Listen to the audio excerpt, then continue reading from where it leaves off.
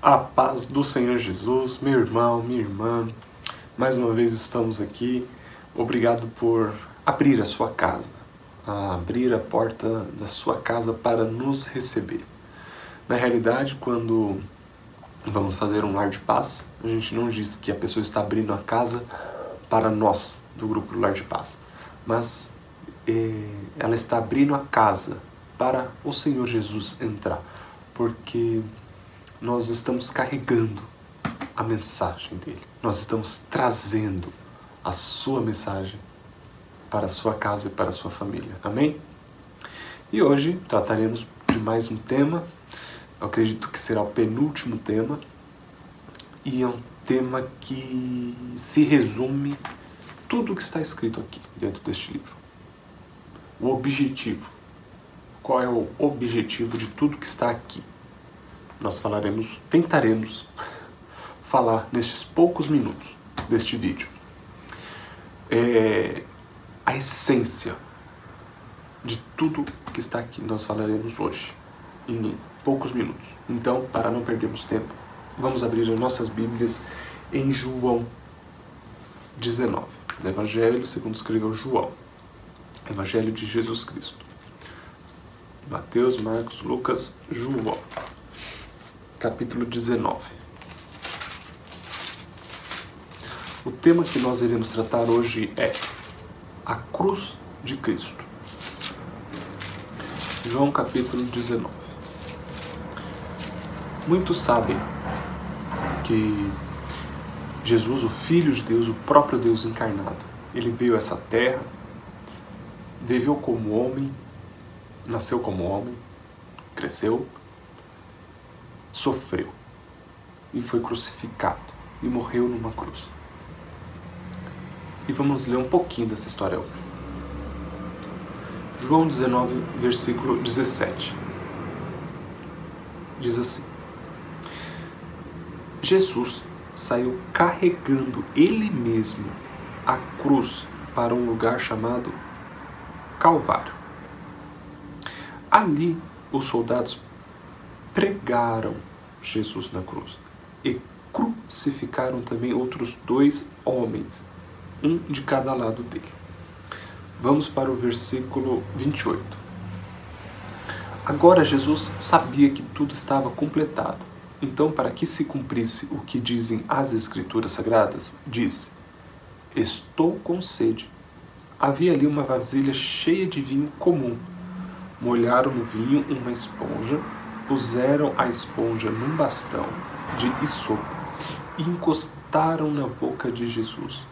Quando ele tomou o vinho, disse: tudo está completado. Então baixou a cabeça e morreu. Senhor meu Deus e Pai, Deus, neste momento nós estamos lendo relatos do que aconteceu há cerca de 2000 anos atrás. Oh Senhor, nos ajuda, Senhor, a entender a profundidade, Senhor Deus, do que está escrito neste livro. Nos traz o entendimento, nos traz, Senhor, sabedoria, abra nossa mente. Ilumina-nos, ó Deus, com o Teu Espírito Santo, Senhor, para que possamos compreender hoje aquilo que o Senhor quer falar conosco. Em nome de Jesus. Amém. Muito bem. Como eu falei no início, Jesus, ele é o Filho de Deus, o próprio Deus encarnado. E ele veio a esta terra. Ele deixou toda a sua glória. Tenta imaginar a glória de Jesus. Vamos forçar um pouquinho mais. Imagine os reis dessa terra. A rainha Elizabeth. Imagina toda a sua pompa, não é mesmo? Todos os seus servos, todas as pessoas estão prontamente para servi-la e tudo mais. Toda o seu luxo, tudo que ela tinha. Tudo que ela tem na realidade. Muito bem. Isso não se compara a 1/1000 do que Jesus ele tem na glória, nos céus. Não se compara. Não se compara. Mas Jesus deixou tudo isso. Deixou tudo para vir a esta terra. O próprio Deus encarnado. Ele foi decisão dele. Ninguém o obrigou a nada. Ele decidiu por si vir a esta terra. A vir a nascer como um homem, como uma criatura sua. Pensa num nível de negação. A pessoa se negar a si mesma. Imagina. Você consegue imaginar um negócio desse? Você consegue? Vamos voltar à comparação. Você consegue imaginar a Rainha Elizabeth? Deixar tudo aquilo que ela tem. Deixar tudo. E lá no mais baixo nível, para viver ali, por um propósito. Você consegue imaginar uma coisa dessa? Pois é. Jesus não deixou um reinado humano. Ele deixou um reinado espiritual lá no céu. Ele tinha seu trono, sua glória, sua majestade, para vir aqui a esta terra, para nascer como um homem, para passar tudo o que um ser humano passa. Não tinha necessidade nenhuma de ele fazer isso. Nenhuma. E ele decide fazer isso. Ele vem a essa terra, nasce como homem, cresce como homem, passa todas as necessidades que um homem passa. É humilhado, é enxotado, é mal falado, cospem na cara dele, batem nele, culpam ele por algo que não fez, colocam uma coroa de espinhos e cravam na cabeça dele. Condenam ele à morte sem ter pecado nenhum, sem ter errado em nada, e eles reconhecem isso em todos que eles vão passar. Eles passou por Pilatos e por tantos outros, e eles diziam bem assim: eu não vejo nada de errado nele, eu não vejo nada de errado, não vejo nada de errado nele, mas foi condenado à morte, e a pior morte daquela época, morte de cruz. E aqui nesse texto que a gente acabou de ler, vai relatar que Jesus ele foi pregado na cruz. Imagine. Se você faz um corte na mão, isso já dói demais. Imagina você pegar uns cravos enormes e pá, pregar na cruz. E os pés da mesma forma. Imagina a dor que é isso. É descomunal. Descomunal, essa dor. E em nenhum momento você vê Jesus ele reclamando. Você vê em nenhum momento ele reclamando da dor, dos insultos que ele estava sofrendo. Muito pelo contrário. Ele estava na cruz dizendo: Pai, perdoa-lhes, porque eles não sabem o que estão fazendo. Mas em nenhum momento você vê reclamando. Então Jesus ele passa por todo esse sofrimento. E sabe como é que se deu a morte? Só para você entender um pouquinho como que se dá a morte. A morte na cruz, ela não é somente o sangue que escorre. Ele não morre por causa do sangue que está escorrendo. Mas ele morre por asfixia, porque quando ele é pregado na cruz, seus pés são esticados. Ele está todo esticado ali. Só que com o peso do corpo, ele tende a descer. E esse movimento de descer pressiona os pulmões e dificulta a respiração, bloqueando a respiração. Então a pessoa ela morre na verdade por asfixia. Então ela vai e desce.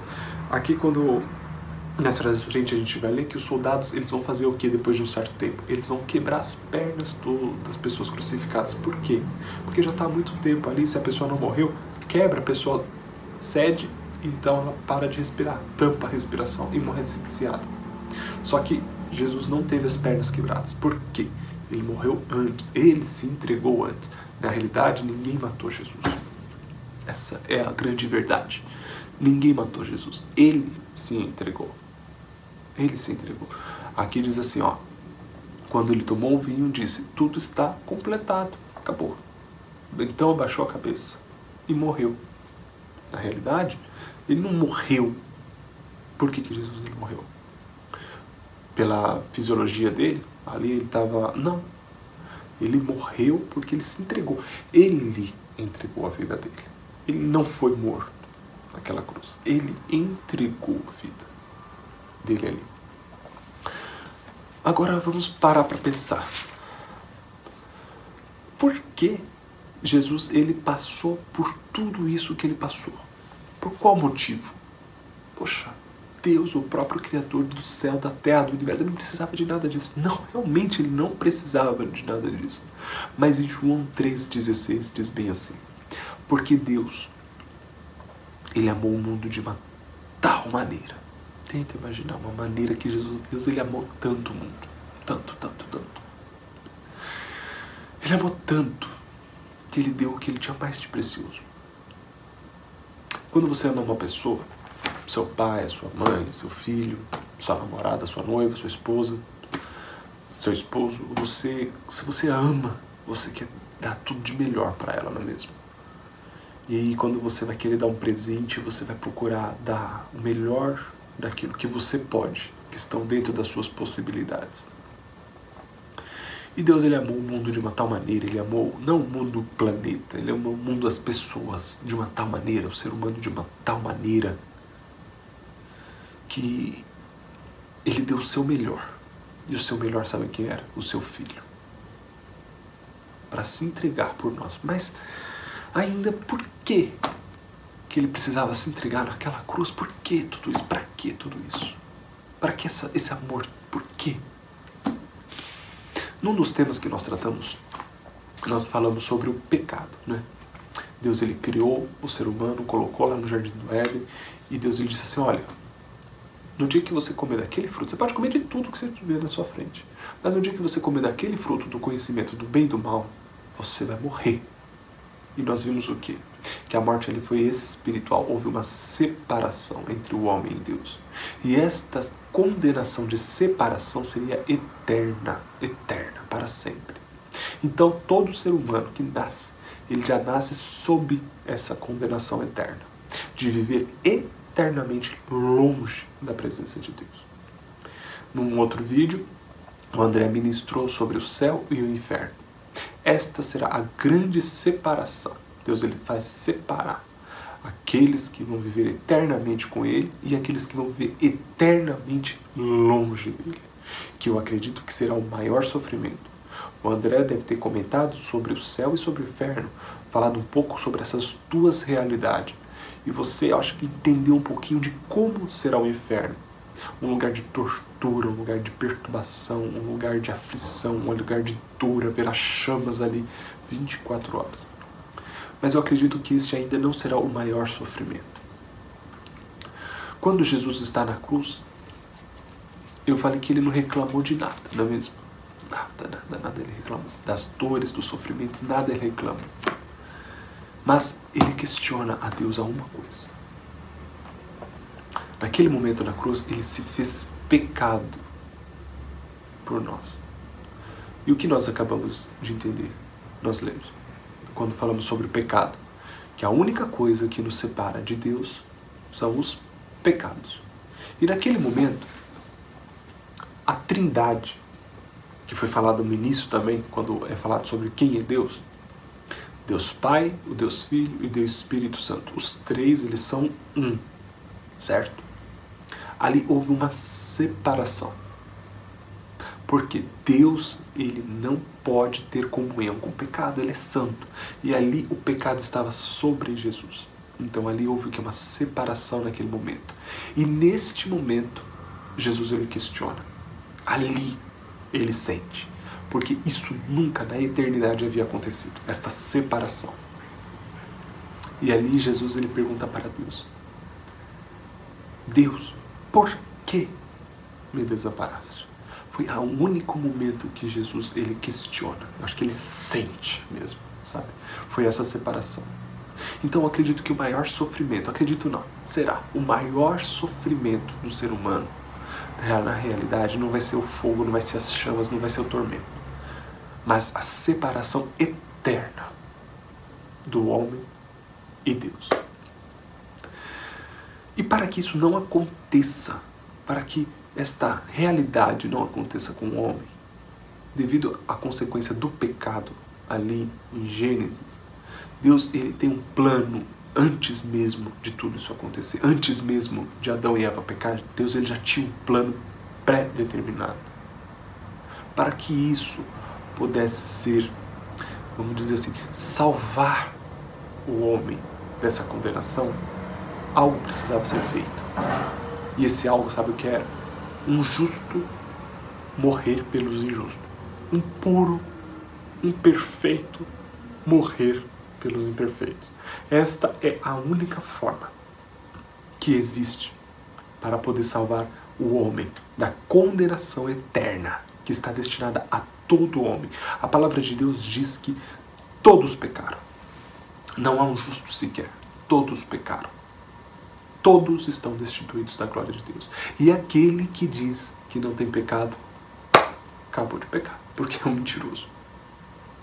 Então todos pecaram, todos estão no mesmo nível de condenação. E todos precisam entender o seu estado de pecaminosidade, que é um pecador, e está condenado a viver eternamente longe de Deus. E é através deste sacrifício realizado há quase 2000 anos atrás, por Cristo na cruz do Calvário, é que nós alcançamos então a nossa redenção. É onde então nós somos resgatados por Deus. A partir do momento que nós tomamos este entendimento, reconhecemos que eu sou um pecador, eu estou condenado a viver eternamente longe de Deus. A partir deste momento, eu reconheço que eu preciso de um Salvador e reconheço em Jesus este Salvador. Pronto. É o passo que precisava ser tomado. Neste momento da crucificação, haviam 3 ali. Havia Jesus no meio e 2 condenados por motivos. Ali não tinha pessoas corretas, não. Só havia um correto ali, que era Jesus. E um deles reconhece que é um errado, que é um pecador. E reconhece em Jesus que ele não é um ser humano qualquer ali naquela cruz. Ele era o Filho de Deus. E que ele tem um reino. E ele vai dizer bem assim para Jesus: Senhor, quando entrares no teu reino, lembra-te de mim. Então ali aquele homem reconhece quem é Jesus. Reconhece o seu estado de pecado. E diz assim: olha, quando você estiver lá, eu não tenho condições nenhuma de estar naquele lugar. Mas quando você estiver lá, lembra de mim. Lembra de mim. Quando você estiver entrando no paraíso, lembra de mim. Só lembra.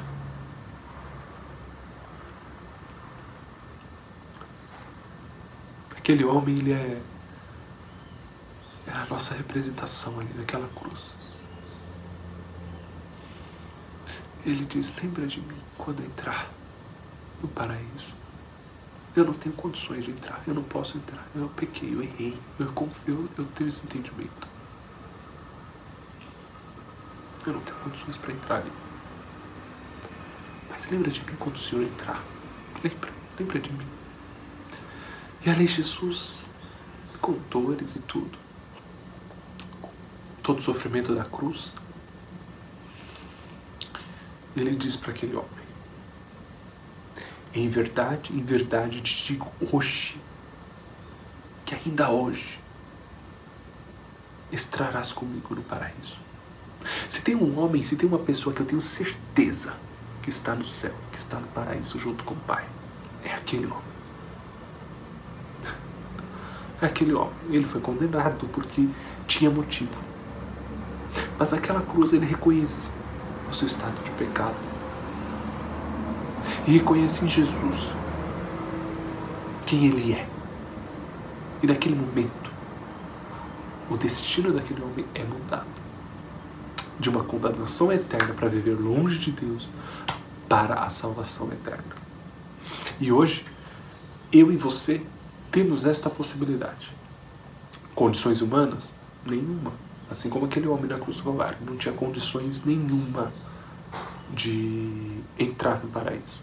Mas, através do sacrifício feito por Jesus na cruz do Calvário, isto se tornou possível. Algumas coisas aconteceram quando Jesus ele morreu naquela cruz. Uma delas, que se nós lermos, foi o quê? O véu do templo se rasgou de alto a baixo. Não foi de baixo a alto, foi de alto a baixo. O que significa aquele véu do templo? No templo havia alguns compartimentos, algumas repartições. E uma delas era os santos e os santos dos santos. Os santos dos santos era onde ficava a Arca da Aliança, aonde a presença do Senhor se manifestava. E ali dentro não podia entrar qualquer um. Ali dentro só podia entrar uma pessoa, que era o sacerdote. E ele tinha que ter toda uma preparação para poder entrar ali. Se ele entrasse de qualquer forma ali, ele morria. Ele morria devido à glória de Deus. Então não era qualquer um que podia entrar. Mas, ou seja, não era qualquer um que podia entrar na presença de Deus. Mas, a partir do momento que Cristo ele morreu naquela cruz do Calvário, o véu se rasgou de alto a baixo. Ou seja, foi o céu, foi Deus que rasgou o véu naquele momento. E nós hoje temos o livre acesso. E nós podemos entrar na presença dele. E hoje, eu e você, nós temos este livre acesso. Nós temos a possibilidade de entrarmos na presença do Senhor. O caminho foi aberto. Hoje há o caminho da reconciliação com Deus. E nós temos a possibilidade de escapar da condenação eterna e ter a vida eterna com Cristo. Lá em Romanos 10, 9, vai ser bem assim. Vamos abrir lá para ler. Romanos capítulo 10, versículo 9. Você pode notar que tanto eu como o André, a gente não usa nenhum outro livro. A gente usa unicamente a palavra de Deus. Porque tem tudo aqui o que a gente precisa. Tem tudo. Tudo está aqui. O que nós precisamos. Romanos 10, versículo 9. Diz assim. Você que está assistindo neste momento. Se você disser com a sua boca, Jesus é o Senhor, e no seu coração crer que Deus ressuscitou Jesus, o que vai acontecer? Você será salvo. Salvo do quê? Salvo de uma condenação que está destinada para todo ser humano, que poucos acreditam, infelizmente. Poucos acreditam nisso. São poucos os que acreditam. Infelizmente, poucos acreditam. Mas existe uma condenação vindo para toda a humanidade. Mas, se nós reconhecermos Jesus como Senhor e confessá-lo com a nossa boca e crermos com o nosso coração que Ele morreu, mas ressuscitou, eu e você temos a possibilidade de sermos salvos. Então, se hoje você reconhecer que você é um pecador, você reconhecer que você está condenado a viver eternamente longe da presença de Deus. Esse tempo que nós estamos vivendo aqui nessa terra é muito curto. 40, 50, 60, 80 anos. O que é isso para uma eternidade? Uma eternidade é zilhões de anos. Zilhões e zilhões e não vai acabar nunca mais. O que é 80 anos que nós estamos vivendo aqui? Tente comparar. Não é nada.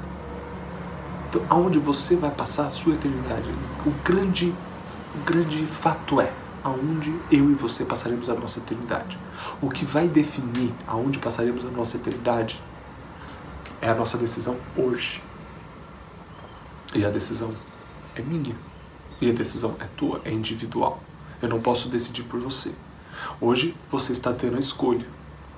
E assim, não é nada de sentimento. Estou sentindo, não estou sentindo. Não. É racional. É entender. É entender que eu sou um pecador. É entender que eu estou condenado a viver longe da presença de Deus eternamente. É entender que a minha salvação está em Cristo Jesus. Não há outro caminho. Jesus vai dizer bem assim: eu sou o caminho, a verdade e a vida. Ninguém vem ao Pai a não ser por mim. Hoje muitos dizem que todos os caminhos levam a Deus. Todos os caminhos levam a Deus. Será mesmo que todos os caminhos levam a Deus? Jesus disse ao contrário. Jesus disse: eu sou o caminho. Ou seja, não tem outro caminho. Eu sou o caminho, a verdade e a vida. Ninguém vem ao Pai. Ninguém vem ao Pai se não for por este caminho. Só existe um caminho que está sendo apresentado hoje para você. E você tem a possibilidade de entrar por ele. Você quer entrar neste caminho? Você quer seguir esta trilha? Se você tem Você entendeu essa mensagem de hoje e você quer tomar esta decisão? Vamos orar juntos. Eu vou falar e você repete comigo, ok? Feche os seus olhos e vamos orar. Senhor, meu Deus e meu Pai, hoje, aqui na Tua presença, eu reconheci que eu sou um pecador, assim como aquele ladrão lá na cruz. Eu me reconheci, eu me vejo naquele lugar, condenado pelos meus erros, pelos meus delitos, pelos meus pecados. E eu cometi eles. Eu sou pecador. E eu sei que eu estou condenado. Hoje eu entendi que eu estou condenado a viver eternamente longe da Tua presença. Mas o Senhor se entregou naquela cruz do Calvário para morrer por mim. E hoje eu reconheço também que em Ti há salvação. Então hoje eu reconheço o Senhor como meu único, suficiente, exclusivo e eterno Salvador. Amém. Agora eu quero orar por você. Senhor, meu Deus e meu Pai, esta pessoa hoje que está ali do outro lado, ela reconheceu o seu estado de pecado, ela reconheceu que ela, assim como todo ser humano, está condenado a viver longe de Ti eternamente. Hoje ela reconheceu que é uma pecadora. E ela reconheceu em Ti como Salvador dela. Senhor, em nome de Jesus, guarde a vida dela. Guarde, preserva, Senhor. Ajude ela neste trajeto agora, da vida dela até o encontro contigo, Senhor. Em nome de Jesus. Amém. Amém? Se você tomou essa decisão, posso te dizer uma coisa. Não existe decisão melhor do que essa que você tenha tomado na sua vida inteira. Eu costumo dizer que decisões, ela muda cenários, ela muda direções, ela muda histórias, ela muda fatos. Tanto para o bem como para o mal. Se eu fizer boas escolhas, boas decisões na minha vida, eu terei bons resultados. E essa decisão de reconhecimento como o Senhor da nossa vida, como nosso Salvador, ela muda o destino da nossa eternidade. Se você tomou essa decisão hoje, foi a maior decisão da tua vida. Eternamente. Amém? Quero agradecer por todo esse tempo que você nos permitiu entrar na sua casa. Quero dizer que logo estaremos juntos novamente. Deixar um forte abraço para vocês. Até logo mais e que o Senhor abençoe a sua casa, a sua família. Que a presença dele nunca falte dentro da sua família. As coisas podem ser que faltem. Pode ser que falte uma coisa ou outra. Mas a presença dele é essencial. Não deixe isso faltar. Este não pode faltar na tua casa. E nós somos responsáveis por isso. E não deixar faltar. Não deixe faltar a presença de Deus na tua casa, na tua família. Então busque, ore pela tua casa, pela tua família. Fique com Deus, um forte abraço. Em nome de Jesus.